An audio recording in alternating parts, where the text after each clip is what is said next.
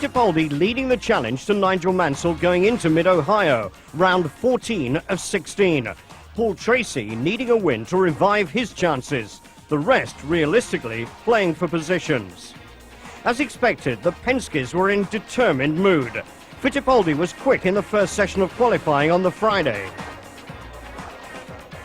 And teammate Tracy was even faster.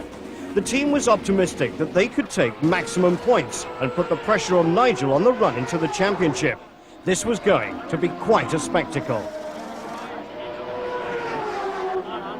But the team spirit at Newman Haas is second to none. And in Saturday's final qualifying session, Nigel was encouraged to go for pole. But for most of the hour and a quarter, the Penskes held the front row positions.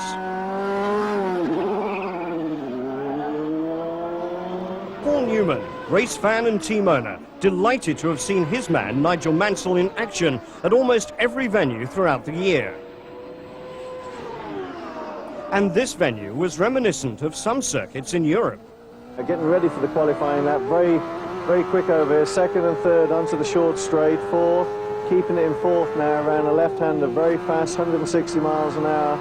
Coming out, sliding out over the curb, keeping a foot hard in there, up to fifth gear, up to 180, down to a second gear, right-hand hairpin. As you can see, you drop down here, you're sliding out, holding on the power, second, third on exit, fourth, fifth, and now the quickest part of the section now.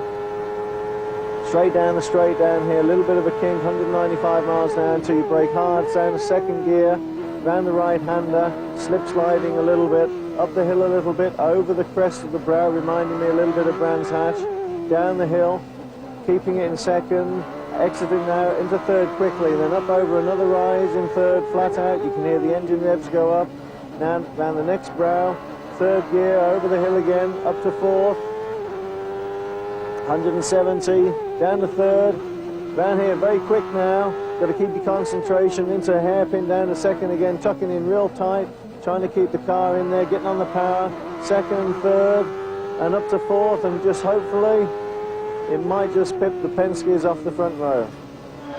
And it did. The moment of realization.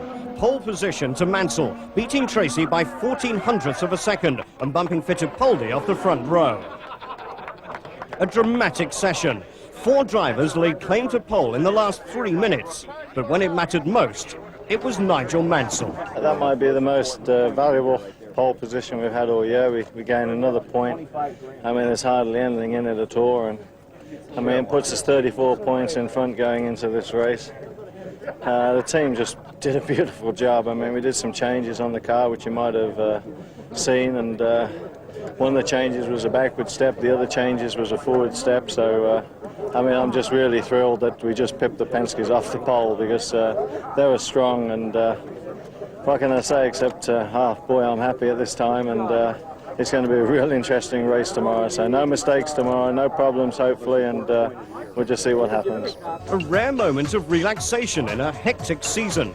Practice for a charity softball game due to be staged the following week at Nazareth. Nigel's more used to hitting a stationary golf ball than emulating Babe Ruth. But he's an excellent all-round sportsman, and he soon got the hang of this. Unfortunately, he had to pull out of the big match against a team of drag racers. He just couldn't risk being injured prior to such an important race. No lack of enthusiasm among the competitors. All right, Grom! Yeah! Willie T. Ribbs giving vocal encouragement. Matsushita looked as though he needed it. And Emerson Fittipaldi more used to handling a gear stick than a baseball bat.